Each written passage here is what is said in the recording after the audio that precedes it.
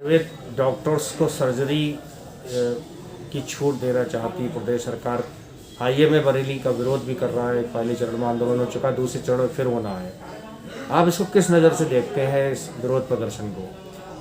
ये एक बहुत बढ़िया मुद्दा है इस वक्त। और मैंने जैसे कहा कि देश हमारा बहुत सारे सुधार प्रक्रिया से गुजर रहा है। आपने जीएसटी देखा, आपने नोटबंदी देखी, आपने इलेक्शन रिफॉर्म्स देखे हैं, आपने 370 ए को जाते हुए देखा है, 35 ए को जाते हुए देखा है, श्री राम मंदिर निर्माण को होते हुए देखा है। तो ये देश सुधारों की प्रक्रिया से निकल रहा है। ऐसे तो नमस्कार, इस खबर में हम आपको मिलवाने जा रहे हैं स्टेट मेडिकल फैकल्टी यूपी के माननीय सदस्य डॉक्टर प्रेमेंद्र माहेश्वरी से। जी हाँ, वही डॉक्टर प्रेमेंद्र माहेश्वरी हैं जो गंगाचरण आर्यवर्धन अस्पताल के वरिष्ठ हड्डी रोग विशेषज्ञ हैं, एमडी हैं, मालिक हैं और आईएमए के पूर्व अध्यक्ष भी रह चुके हैं। हमने इनकी राय जानी है दो मुद्दों पर। एक मुद्दा डॉक्टरों से जुड़ा हुआ है और दूसरा दूसरे अन्य सरोकार हैं जो इन दोनों सुर्खियों में है। आईएमए के डॉक्टर्स बरेली के विरोध कर रहे हैं कि सरकार ने जो फैसला लिया है आयुर्वेदिक डॉक्टरों को ट्रेनिंग देकर सर्जन बनाने का, उस मुद्दे पर क्या बोलते हैं स्टेट मेडिकल फैकल्टी के सदस्य डॉक्टर प्रेमेंद्र माहेश्वरी। उनकी बात इस खबर में सुनिए। पत्रकारों से मुखातिब होते हुए क्या बोले हैं डॉक्टर माहेश्वरी, हम वो भी सुनवाएंगे। देखिए हमारी संपूर्ण रिपोर्ट। कम से कम लोग बात बताते हैं कि करीब सैकड़ों कानून ऐसे थे जो उपयोगी नहीं थे पर इस देश में लागू थे, उन कानूनों को हटाया गया है। ऐसे ही कुछ जब चेंजेस लाए जाते हैं, परिवर्तन लाए जाते हैं, तो कहीं ना कहीं कुछ परेशानियां होती हैं। आयुर्वेद में आज से नहीं, हमेशा से सर्जरी की जाती है और आयुर्वेद में सर्जरी के इतिहास हैं। कमी रह गई, आयुर्वेद में रिसर्च नहीं हो पाई, आयुर्वेद को बढ़ावा नहीं दिया गया। पिछले 70 वर्ष में जो हमारा एक बहुत पुराना भारतीय सभ्यता का अंग आयुर्वेद हुआ करता था, योग हुआ करता था, वो कहीं ना कहीं खत्म हुआ। और धीरे धीरे प्रधानमंत्री मोदी जी ने ही योग को एक वैश्विक रूप दिया।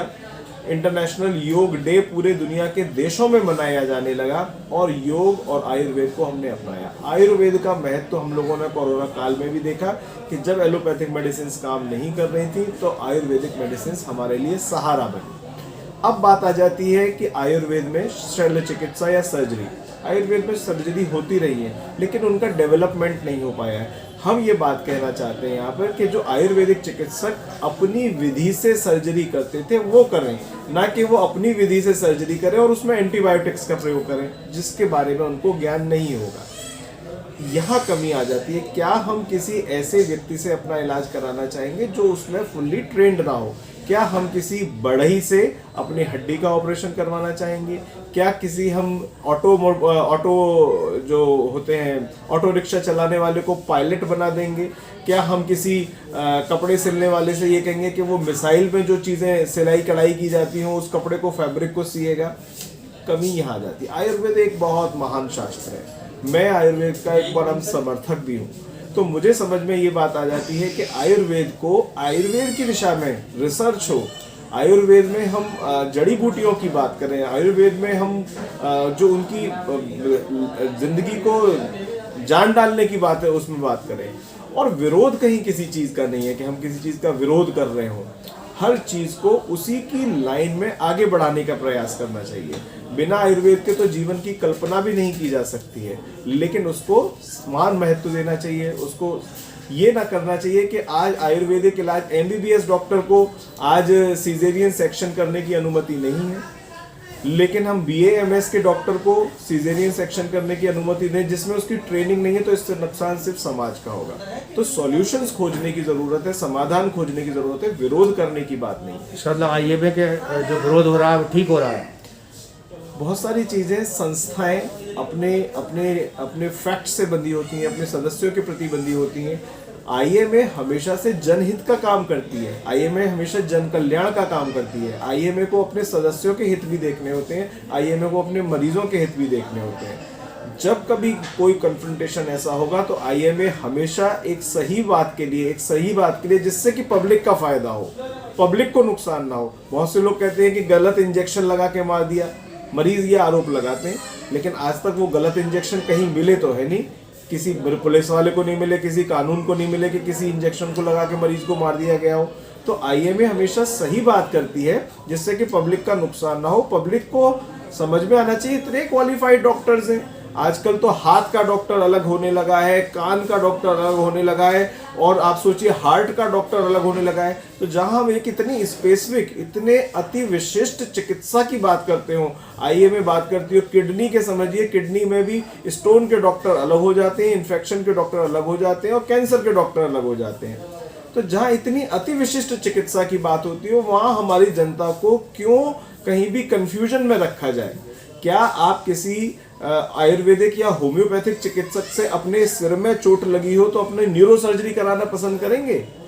तो ये सब विषय ऐसे हैं जिन पे कंफ्यूजन क्रिएट करके डॉक्टर्स को आपस में बढ़ा दिया जाए, समाज को डॉक्टर्स के अगेंस्ट ला दिया जाए, या डॉक्टर्स को समाज के खिलाफ दिखाया जाए। ऐसी व्यवस्थाएं, ऐसी चीजें बना दी जाती हैं। एलोपैथिक डॉक्टर्स के सहायक के तौर पर अस्पतालों में बड़े बड़े जो आपके अस्पताल चल रहे हैं उनमें प्राय देखा गया कि बीएमएस डॉक्टर ईएमओ के रूप में काम करते हैं। तो इतना भरोसा एक तरफ क्यों हो रहा है? बीएमएस डॉक्टर को ईएमओ बना रहे हैं, हॉस्पिटल रात में उनके हवाले छोड़ जा रहे हैं, उन्हें फिर एलोपैथिक अस्पतालों से दूर क्यों नहीं करते?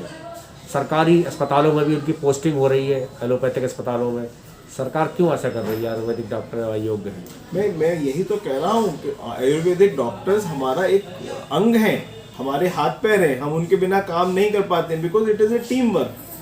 लेकिन कहीं ना कहीं टीम का लीडर होता है जो उसको दशा और दिशा देता है। जब तक आप उनको इंस्ट्रक्शंस देते हैं, एक नर्स होती है, कुछ कंपाउंडर्स होते हैं, कुछ फार्मासिस्ट होते हैं, कुछ आयुर्वेदिक डॉक्टर्स होते हैं, वो सब मिलाकर अस्पतालों में काम करते हैं। 24 घंटे में अपने अस्पताल में बैठ नहीं सकता, तो रात में वहाँ पे कुछ ड्यूटीज होंगी जिसमें कि हमारे ईएमओज या जो ड्यूटी के डॉक्टर्स होते हैं वो हमें बताते हैं कि साहब इस तरह का मरीज हार्ट अटैक का आया है, जहर खा के आया है, एक्सीडेंट का आया है, जिसमें कि एक योग्य अनुभवी डॉक्टर उनको इंस्ट्रक्शंस देता है कि आपको ये काम करना है। ऐसा नहीं कि वो वहीं पे रात में उस मरीज का पेट खोल देते हैं, कि रात में उस मरीज का हार्ट खोल देते हैं, कि रात में उसके मरीज का हड्डी का ऑपरेशन कर देते हैं। वो अपने सीनियर डॉक्टर से बात करते हैं और उसके इंस्ट्रक्शंस को फॉलो करते हैं। तो ये एक तरीका होता है किसी मरीज की जान बचाने का।